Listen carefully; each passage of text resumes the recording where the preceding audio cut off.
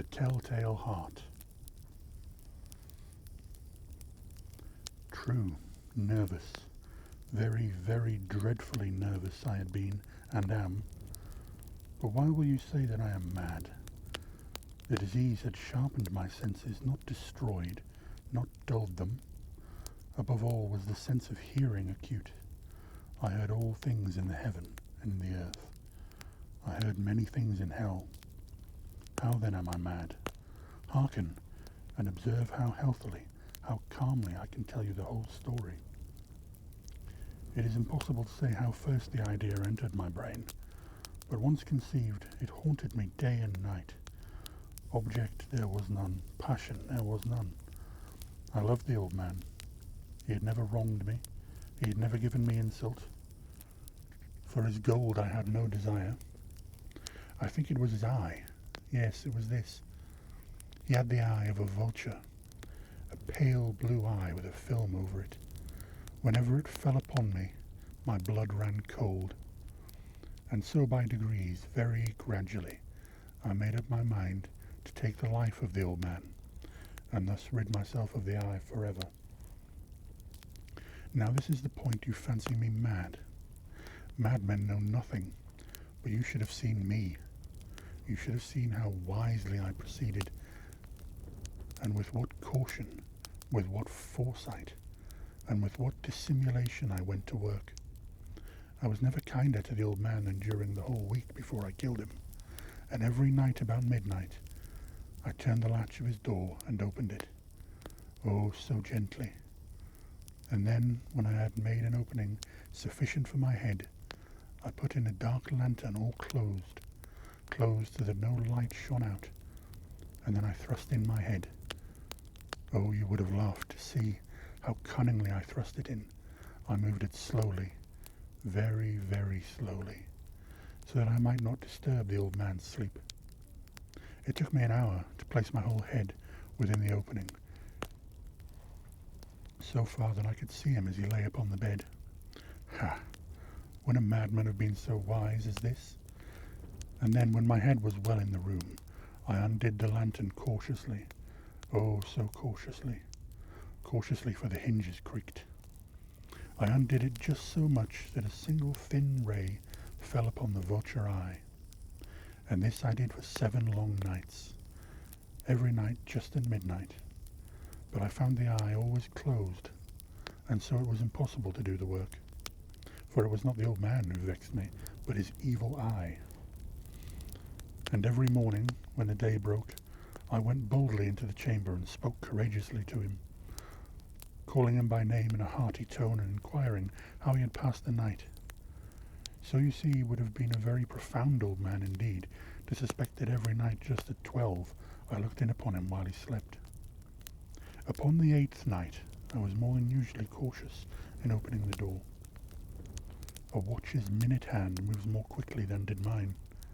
Never before that night had I felt the extent of my own powers, of my sagacity. I could scarcely contain my feelings of triumph. To think that there I was, opening the door, little by little, and he had not even to dream of my secret deeds or thoughts. I fairly chuckled at the idea, and perhaps he heard me, for he moved on the bed suddenly as if startled. Now, you may think that I drew back, but no. His room was as black as pitch, with a thick darkness, for the shutters were closed, fastened through fear of robbers, and so I knew that he could not see me. The opening of the door, as I kept pushing it on steadily,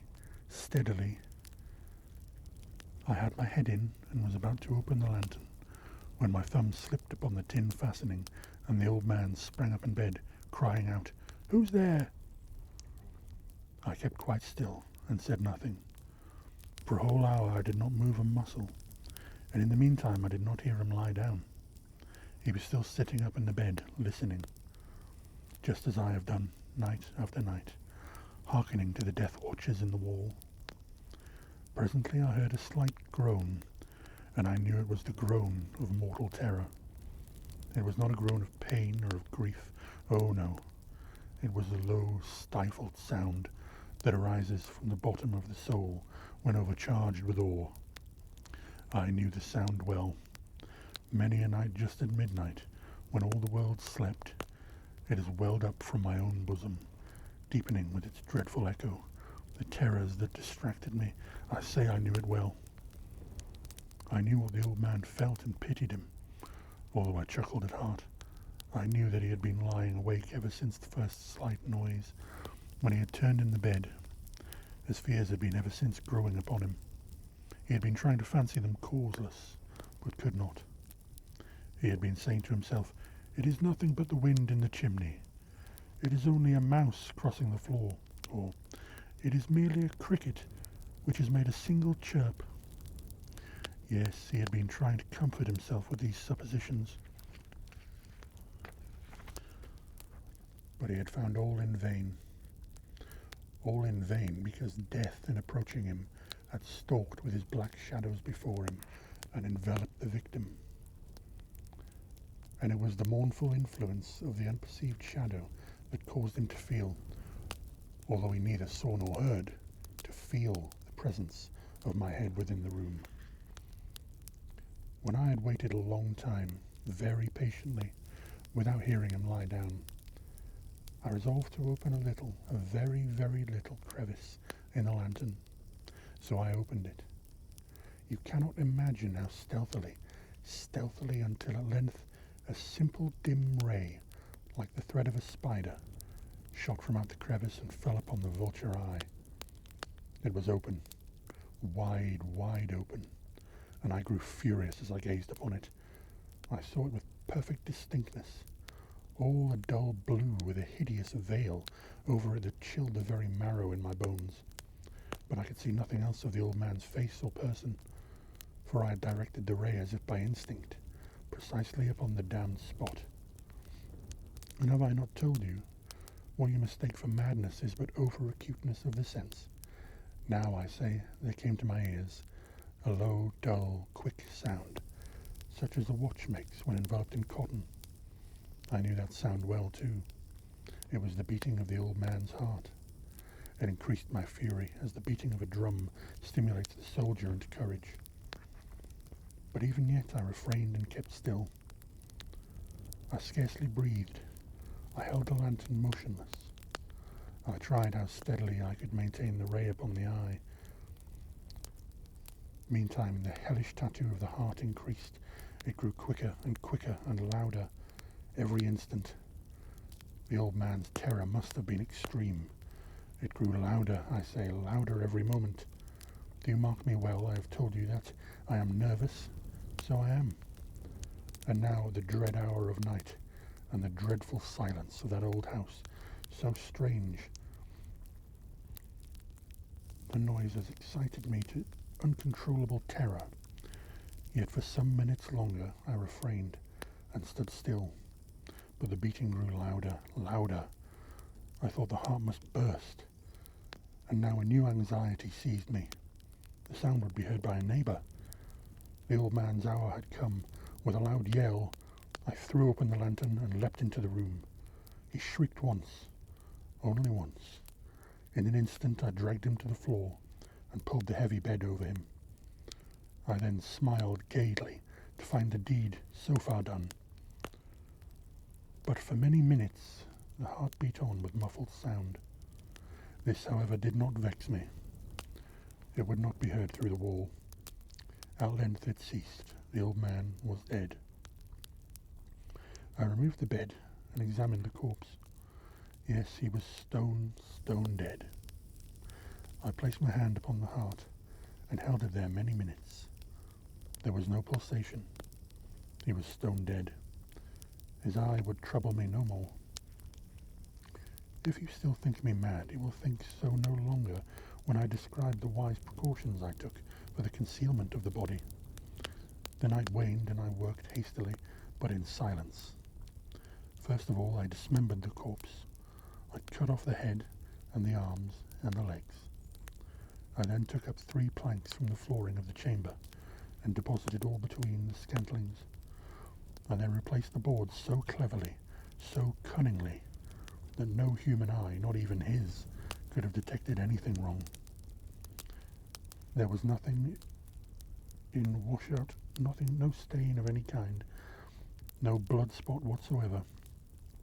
I had been too wary for that. A tub had caught it all. Ah. When I had made an end of these labours, it was 4 o'clock, still dark as midnight. As the bell sounded the hour, there came a knocking at the street door. I went down to open it with a light heart, for what had I now to fear? There entered 3 men, who introduced themselves with perfect suavity as officers of the police. A shriek had been heard by a neighbour during the night. Suspicion of foul play had been aroused. Information had been lodged at the police office, and they, the officers, had been deputed to search the premises. I smiled, for what had I to fear? I bade the gentleman welcome. The shriek, I said, was my own in a dream. The old man, I mentioned, was absent in the country. I took my visitors all over the house. I bade them search well. I led them at length to his chamber. I showed them his treasures, secure, undisturbed. In the enthusiasm of my confidence, I brought chairs into the room and desired them here to rest from their fatigues, while I myself, in the wild audacity of my perfect triumph, placed my own seat upon the very spot beneath which reposed the corpse of the victim. The officers were satisfied. My manner had convinced them. I was singularly at ease. They sat, and while I answered cheerily, they chatted of familiar things. But ere long I felt myself getting pale and wished them gone. My head ached, and I fancied a ringing in my ears. But still they sat and still chatted. The ringing became more distinct. It continued and became more distinct. I talked more freely to get rid of the feeling, but it continued and gained deafness, until at length I found the noise was not within my ears. No doubt I grew very pale, but I talked more fluently and with a heightened voice. Yet the sound increased, and what could I do? It was a low, dull, quick sound, much a sound as a watch makes when enveloped in cotton. I gasped for breath, and yet the officers heard it not. I talked more quickly, more vehemently, but the noise steadily increased. I arose and argued about trifles in a high key and with violent gesticulations, but the noise steadily increased. Why would they not be gone? I paced the floor to and fro with heavy strides, as if excited to fury by the observations of the men, but the noise steadily increased. Oh God, what could I do? I foamed, I raved, I swore. I swung the chair upon which I had been sitting and grated it upon the boards, but the noise arose over all and continually increased.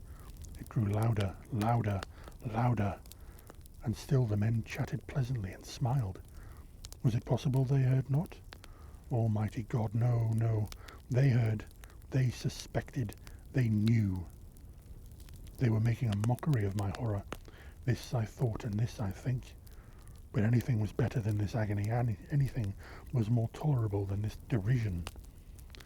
I could bear those hypocrite smiles no longer. I felt that I must scream or die, and now, again, hark, louder, louder, louder. Villains, I shrieked, dissemble no more. I admit the deed. Tear up the planks. Here, it is the beating of the hideous heart.